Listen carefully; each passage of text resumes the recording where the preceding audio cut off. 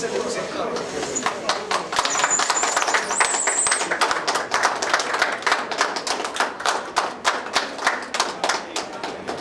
बधाई आप लोगों को।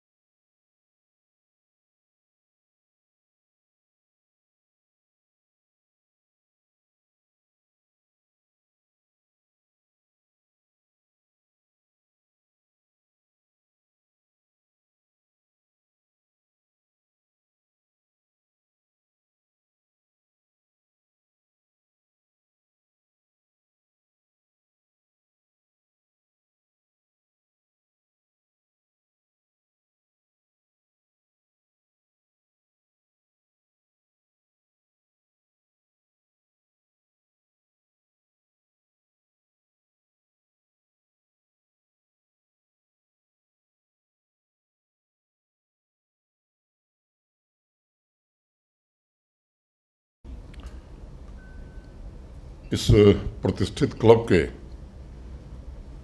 संरक्षक के नाते मैं पहली बार आपके बीच उपस्थित हुआ हूं। इसके लिए मैं खेद ही व्यक्त कर सकता हूं, लेकिन मुझे प्रसन्नता है कि देर आए दुरुस्त आए आपके बीच आने का अवसर मुझे मिला। मुझे बताया गया है कि सुविधाओं के विस्तार की दृष्टि से कुछ काम आप सबने मिलकर किया है, जिसमें roof top open air restaurant और फैमिली लाउंज ये दो बने हैं, जिसका इस कार्यक्रम के बाद उद्घाटन होगा। मैंने आपको वो समर्पित किया जाएगा।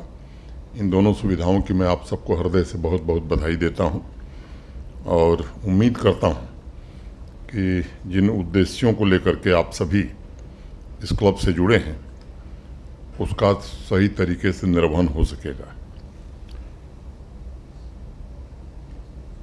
हमारे डिविजनल कमिश्नर साहब ने जम्मू क्लब के इतिहास के बारे में विस्तार से बताया है। मुझे लगता है कि मैं दूसरी बात आपसे कहना चाहता हूं। हम अपने इतिहास के अतीत में ज़रा देखें, अपनी सांस्कृतिक विरासत और सामाजिक इतिहास को जानने और समझने की कोशिश करें। ये पश्चिमी देशों के इतिहासकारों ने बहुत सारी भ्रांतियां देश और दुनिया में फैलाई। वर्षों से हमें बताया गया कि इस देश में कुछ अच्छा था ही नहीं। सब बाहर से जो लोग आए उन्होंने ही हमारे देश में ये सब परंपराएं डाली, ये सब अच्छे काम किए। मैं बात क्लब कल्चर की ही करता हूँ, यहीं तक सीमित रखता हूँ। जब भी इसका जिक्र होता है तो एक धारणा बनी हुई है कि एक कॉलोनियल कॉन्सेप्ट है। यह संस्कृति ब्रिटिश लेकर के हमारे देश में आए थे और ऐसा कहा जाता है कि 1827 में हमारे देश में पहला क्लब बना था। मैंने किसी को कहते हुए सुना कि प्राचीन काल में ब्रिटिश और पश्चिमी देश एक प्रकार से स्टोन एज में जीते थे। तब ये क्लब जैसा कॉन्सेप्ट का बाकायदा जिक्र 3वीं शताब्दी में चाणक्य के अर्थशास्त्र में किया गया है। पश्चिमी देशों से बहुत पहले हिंदुस्तान ने सभ्यता की वे मंजिलें तय कर ली थीं, और अगर मैं कहूँ कि प्राचीन भारत हमेशा कला, संगीत, साहित्य, दर्शन, खेलकूद, सामाजिक मेल मिलाप और परिचर्चा इस पर विशेष महत्व देता रहा है। और ऐसे स्थान बनाए गए थे जहाँ प्रबुद्ध लोग बैठ करके संवाद करते थे, समाज को नई दिशा देने के लिए योजनाएं भी बनाते थे। चाणक्य के अर्थशास्त्र को जिन्होंने भी थोड़ा अध्ययन किया होगा तो आप बार और रेस्टोरेंट चलाने के नियमों के बारे में भी उसमें पढ़ सकते हैं। और मेरा निवेदन होगा कि यहाँ जो प्रबुद्ध लोग हैं जरा एक बार उसको पढ़ें। सामाजिक जीवन के ऐसे बहुत से पहलू हैं जिन्हें हमने पीढ़ी दर पीढ़ी उधार ली है, आँखों से देखा है। मेरे ये कहने का मतलब कदापि नहीं है कि वैश्विक प्रगति में बाकी देशों के योगदान को नकारा जाना चाहिए, ये नहीं है। अन्य देशों ने जो प्रगति में योगदान दिया है उसे नहीं भूलना चाहिए। मेरा केवल एक आग्रह है कि उस कॉलोनियल माइंडसेट से हमें बाहर निकलने की आवश्यकता है।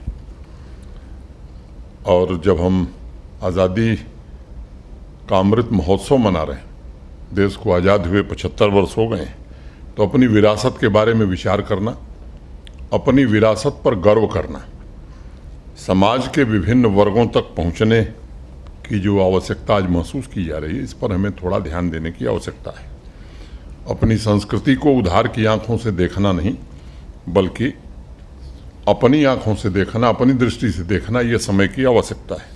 अपनी सभ्यता, अपनी संस्कृति, अपने पूर्वजों के योगदान को स्वीकार करके ही समाज में आत्मविश्वास पैदा किया जा सकता है। और आप देखें तो एक ऐसे समय में हम सब मिले हैं जब दुनिया की 5वीं बड़ी अर्थव्यवस्था हम बन गए। जिस देश के कभी हम गुलाम होते थे, उस देश को पीछे छोड़ करके, इंग्लैंड को, हम दुनिया की 5वीं बड़ी अर्थव्यवस्था बन गए। आज महामारी से उबर करके दुनिया की सबसे तेज गति से बढ़ने वाली अर्थव्यवस्था हम बन गए। और जो लक्ष्य माननीय प्रधानमंत्री जी ने रखा है आत्मनिर्भर भारत का, वो आत्मनिर्भर भारत दुनिया की तीसरी बड़ी अर्थव्यवस्था बनना चाहता है। मुझे लगता है कि माननीय प्रधानमंत्री जी के लक्ष्य को पूरा करने में सबको एकजुट होकर के योगदान करना होगा। और मुझे कोई संदेह नहीं, जिस तरह की युवा पीढ़ी में मैं जोश देख रहा हूँ, जिस तरह युवा पीढ़ी में मैं प्रतिभा देख रहा हूँ। एक समय था जब बीबी बैटरी के लिए हम परेशान होते थे, एक समय था चिप का निर्यात हम बाकी देशों से करते थे। वो सारी चीज़ें हमारे देश में बनने जा रही हैं। अगर पुरातन काल की मैं बात करूं तो केवल एक घटना का जिक्र करता हूं। जब सिकंदर ने आक्रमण किया था, आप में से कुछ लोगों को शायद मालूम होगा, तो वो नदी पार नहीं कर सका। उसने गुप्तचर छोड़ रखे थे और उसके गुप्तचरों ने जाकर के बताया कि ये जो मगध की सेना है इतनी बड़ी संख्या में है, इतना उत्साह है, इतने हाथी घोड़े हैं कि उनसे मुकाबला करना आपके लिए मुश्किल है। और वो युद्ध के लिए पूरी तरह से उत्साह के साथ तैयार है। वहीं सिकंदर से पुरराज मिलते हैं, पोरस जिनको आप कहते हैं, उनकी मित्रता होती है। और मित्रता का आधार जानते हैं क्या है? हमारे देश में जो लोहा बनता था, दुनिया के किसी देश में वैसा रिफाइन लोहा नहीं बनता था, उसी से तलवार बनती थी। तो पुरराज ने सिकंदर को वो लोहा भेंट किया। मित्रता का मूल कारण वो था, हमारी सभ्यता, हमारा विकास वहाँ था। सर आइजक न्यूटन, दुनिया के बड़े भारी वैज्ञानिक, ब्रिटिश पार्लियामेंट में भाषण देते हुए कहते हैं कि जब दुनिया के बाकी देशों को नेविगेशन का ज्ञान नहीं था, समुद्री जहाज रास्ता भटक जाते थे, तब भारत के पानी के जहाज लॉगरिथम के आधार पर जो यंत्र हमारे लोगों ने बनाए थे, उसके आधार पर सुदूर दुनिया के अनेक देशों में जाते थे। हम सोने की चिड़िया इसलिए नहीं बने कि सोने का बहुत बड़ा भंडार हमारे पास था। हमारे यहाँ जो चीज़ें निर्मित होती थीं वो दुनिया के किसी देश से बेहतर थीं। वो चीज़ें हम विदेश ले जाते थे, विदेशों से सोना ले आते थे। कोई डकैती डाल करके हम सोना की चिड़िया नहीं बने थी। ये हमारी परंपरा, ये हमारी स्थिति रही। फिर से उस आत्मगौरव की तरफ देश लौटने लगा है। और मुझे लगता है ये वक्त की आवश्यकता है कि देश और जम्मू कश्मीर, विशेष रूप से जम्मू के लोग इस बात पर जरूर ध्यान दें। ये मेरा निवेदन होगा। मैं जानता हूँ क्लब के मेंबर्स समाज सेवा और चैरिटी के क्षेत्र में अनेक प्रकार का योगदान देते हैं।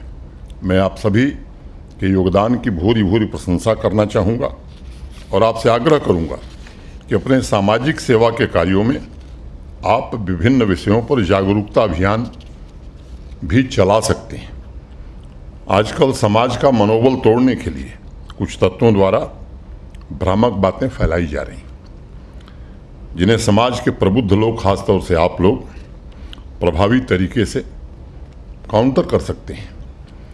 हमें इस बात को समझना होगा कि सिर्फ इंफ्रास्ट्रक्चर और भौतिक सुख सुविधाओं से ही समाज आगे नहीं बढ़ता है, बल्कि कर्तव्यों के प्रति जागरूकता भी समाज को मजबूत बनाती है।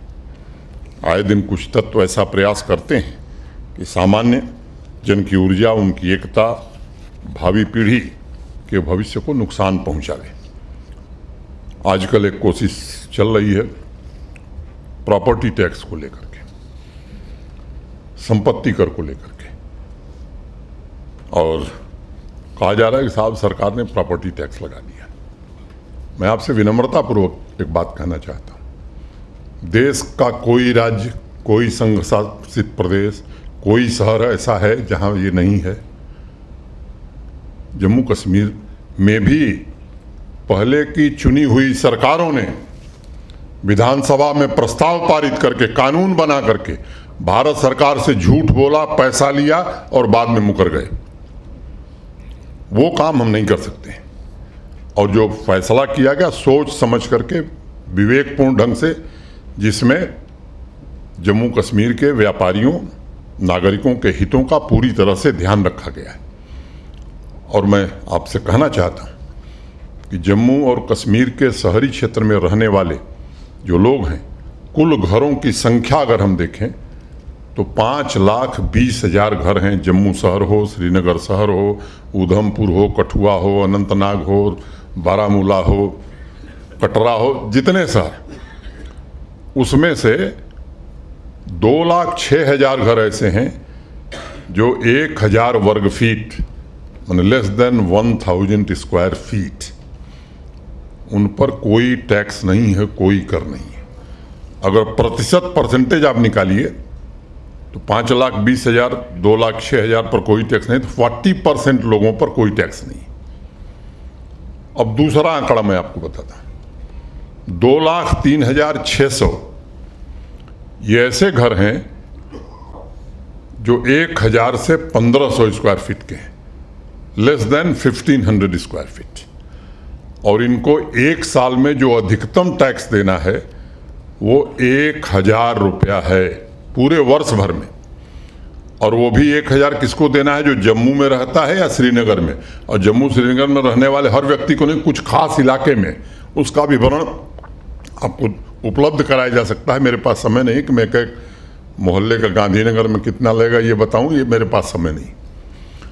2,03,600 में भी 80% लोग जो जम्मू और श्रीनगर के बाकी 75% लोग बाकी शहरों में रहते हैं, उनको मैक्सिमम अधिकतम 600-700 रुपये देने।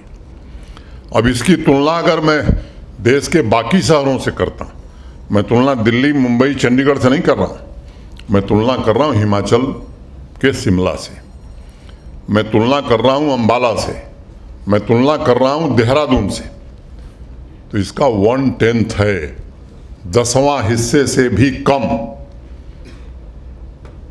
बाकी जो बड़े लोग हैं उनके घर हैं।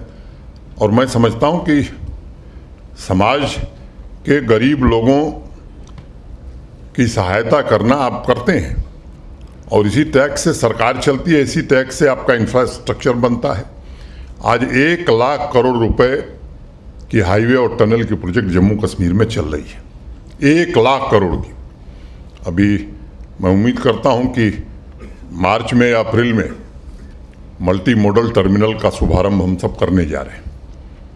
अनेक इस तरह के काम हो रहे हैं। अगर मैं हेल्थ इंफ्रास्ट्रक्चर की बात करूं, हेल्थ पैरामीटर्स में देखिए तो जम्मू कश्मीर आज देश के किसी भी विकसित राज्य से आगे जो भी पैरामीटर्स हैं। और हेल्थ का जो हमारा बजट है पर कैपिटा अगर हम विचार करेंगे तो देश के विकसित राज्यों से ज़्यादा हम खर्च करते हैं। हर नागरिक को 5 लाख रुपए का एक सुरक्षा कवच हेल्थ कवर के रूप में दिया हुआ है, चाहे वो धनी है चाहे गरीब है।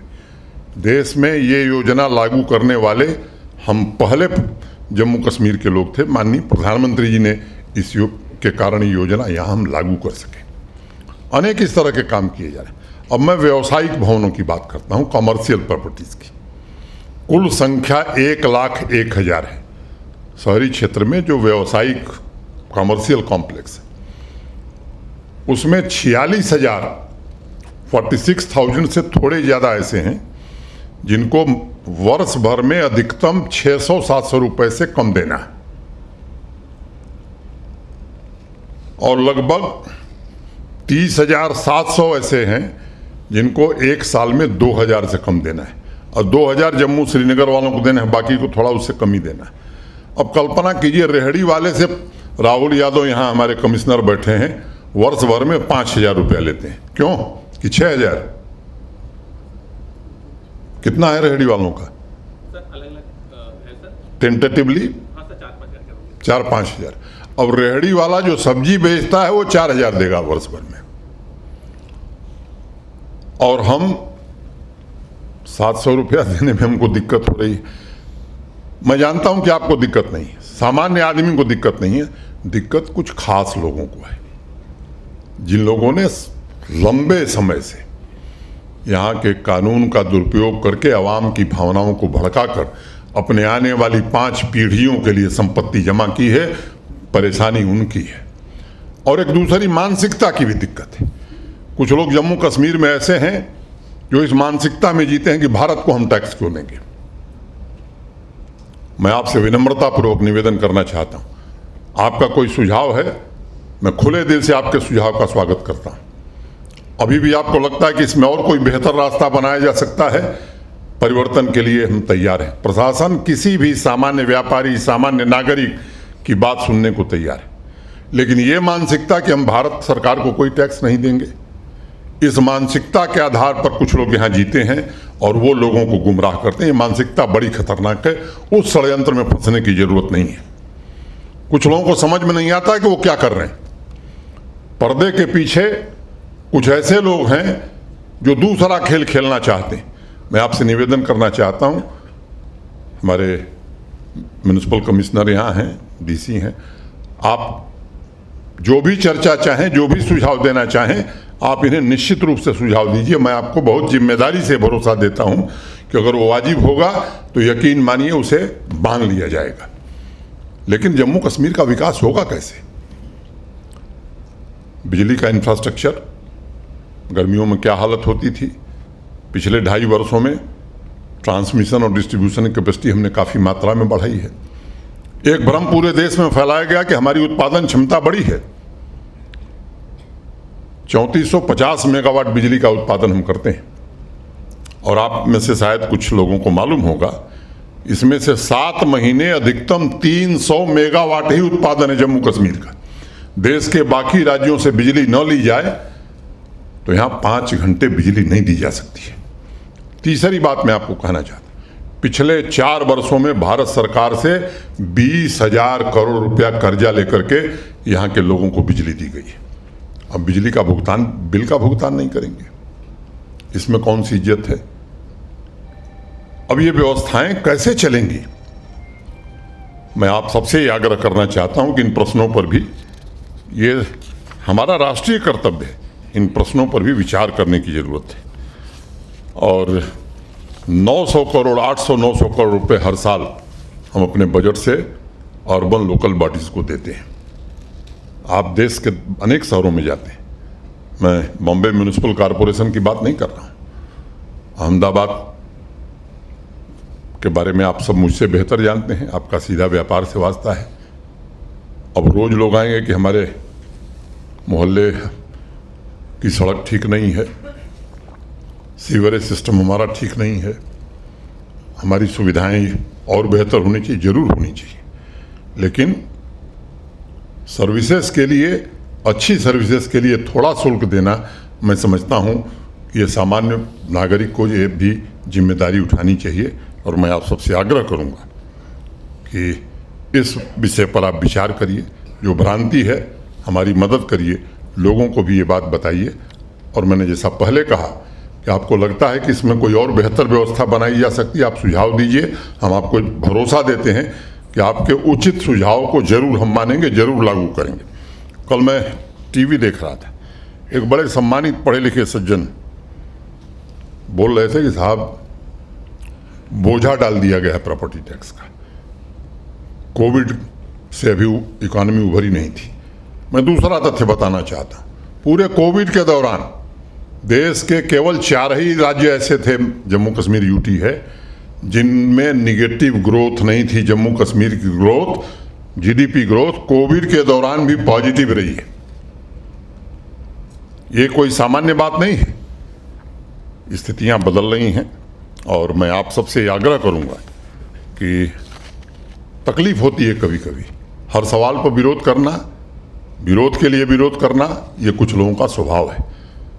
लेकिन सामान्य नागरिक के लिए मैं आज भी कह रहा हूं, फिर दोहरा रहा हूं बार बार, कोई उसकी तकलीफ है, कोई वाजिब बात है, जरूर कहिए, उसकी जरूर सुनवाई होगी। हम कोशिश कर रहे हैं कि एक पारदर्शी व्यवस्था जम्मू कश्मीर में चले और काफ़ी हद तक हमें सफलता मिली है। 5 लाख सरकारी कर्मचारी 1 करोड़ 30 लाख आबादी पर। महाराष्ट्र की आबादी 10 गुनी बड़ी है, वहां भी 5 लाख ही सरकारी कर्मचारी हैं। बगल के प्रदेश में 4-4 महीने पंजाब में वेतन नहीं मिल रहा है अध्यापकों को, और 20-25% ऐसे लोग थे जिन्होंने अपना दफ्तर ही अभी तक नहीं देखा था। अब सुबह भी दफ्तर जाना पड़ता है, शाम को भी उनकी तस्वीर खींची जाती है। ऐसे लोगों को परेशानी हुई है, और ये वही लोग हैं जो किसी परीक्षा को पास करके नौकरी नहीं पाए थे। कुछ लोगों के चहेते थे, इसलिए इन्हें सरकारी नौकरी दी गई थी।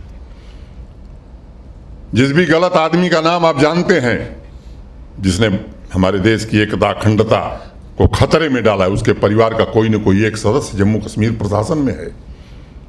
समझौतों के आधार पर ऐसी नौकरियां दी गई। 47 लोगों को निकाला गया, आगे और निकाला जाएगा। और इसलिए मैं आपसे, खास तौर से आप विशिष्ट लोग हैं, अब ये समय आत्मचिंतन का समय है। व्यापार संगठन है, उद्योग संगठन है, इंडस्ट्रियल स्कीम जो माननीय प्रधानमंत्री जी के नेतृत्व में बनी है, मैं जिम्मेदारी से एक बात कर सकता हूं कि देश के किसी भी दूसरे राज्य से बेहतर स्कीम बनी। कुछ दिक्कतें यहाँ थीं, अभी भी हैं, उसको दूर करने की कोशिश की जा रही। लैंड बैंक हमारे पास कम था, इस अभियान में काफ़ी ज़मीन मिली, रसूखदार लोगों की ज़मीन मिली, और उस ज़मीन का उपयोग हम इंडस्ट्री के लिए भी करने वाले, खेल कूद के मैदान के लिए भी करने वाले, जगह जगह स्कूल, कॉलेज और अस्पताल के लिए भी करने वाले। तो ये जो परंपरागत व्यवस्था रही है, मुझे लगता है कि इस पर हमें विचार करना चाहिए कि एक नई व्यवस्था में हम चले। ऑनलाइन सर्विसेज अधिकतम हम करते जा रहे हैं, और केवल यही नहीं, 32-33 सर्विसेज जिससे सामान्य आदमी का वास्ता है, 90% लोगों का वास्ता है, उसको ऑटो अपील मोड में हम 3 सर्विसेज हो गई हैं। आने वाले 2-3 महीनों के अंदर बाकी ये 32-33 सर्विसेज ऑटो अपील मोड में हो जाएंगी। ऑटो अपील मोड का मतलब पब्लिक सर्विस गारंटी एक्ट में अगर कोई आपका हक है नागरिक सुविधा का, 15 दिन में अगर कमिश्नर साहब को देना है, 15 दिन में अगर आपको वो सुविधा नहीं मिली, जैसे मान लीजिए आपका नक्शा नहीं पास हुआ, तो या तो किसी आधार पर उन्हें अस्वीकृत करना होगा और नहीं तो देना होगा। अगर 15 दिन में नहीं मिली, मैंने 15 दिन वो समय सीमा नहीं हो ज़्यादा, तो ऑटोमेटिकली इनके उच्चाधिकारी के पास वो स्विच ओवर कर जाएगा। मैंने इनका नाम इसलिए लिया कि कोई दूसरा मैं नहीं लेना चाहता, और तब इन पर आर्थिक दंड भी लग सकता है, अनुशासनात्मक कार्रवाई भी हो सकती है। तो इस तरह की रोजमर्रा की ज़रूरतें जो हैं सामान्य आदमी की, death certificate, birth certificate, income certificate, caste certificate, domicile, इस तरह की 30-32 सुविधाएं ये ऑटो अपील मोड में, मैं उम्मीद करता हूं कि आने वाले 3 महीने में हो जाएंगी। मैं आप सभी बहनों भाइयों से अंतःकरण की गहराइयों से आपके प्रति मैं हृदय से कृतज्ञता ज्ञापित करता हूं, और मैं मानता हूं कि 5 अगस्त 2019 जम्मू कश्मीर नहीं, देश के इतिहास की तवारीख बड़ी महत्वपूर्ण तवारीख है, और माननीय प्रधानमंत्री जी की दृढ़ इच्छा शक्ति के कारण आज जम्मू कश्मीर पूरे देश के साथ एकीकृत होने की दिशा में आगे बढ़ रहा है। इस प्रक्रिया को आगे बढ़ाने में आप सब सहयोग करिए। अनेक प्रकार की जो दूरियां थी देश के विभिन्न हिस्सों से, मोटे तौर पर वो समाप्त होती जा रही हैं। कल मैं आसाम के बच्चों से मिला था, यहाँ करके वो बच्चे परिवारों में रह रहे हैं, और इतने गौरव की अनुभूति हो रही थी उनको भी और मुझे भी। इतनी तारीफ कर रहे थे जम्मू के जिन घरों में रह करके आए थे, कहा साहब ऐसा आतिथ्य मैंने देखा ही नहीं था कहीं। यहाँ के 60 बच्चे गए हैं नॉर्थ ईस्ट। ये प्रक्रिया आगे और तेजी से चले। जम्मू कश्मीर भारत का अविभाज्य अंग है, रहेगा। दुनिया की कोई ताकत इसे मिटा नहीं सकती है। भारत की सब संसद का ये फैसला है। मैं समझता हूँ कि आज के अवसर पर मैं आप सबका हृदय से अध्यक्ष होने के नाते स्वागत करता हूँ और ये अपनी गलती मानता हूँ कि काम की व्यस्तता में क्लब के लिए समय निकालना मेरे लिए मुश्किल होता है, लेकिन कोशिश करूँगा कि आगे एक आध बार फिर आपसे भेंट हो। बहुत बहुत धन्यवाद। नमस्कार। जय हिंद।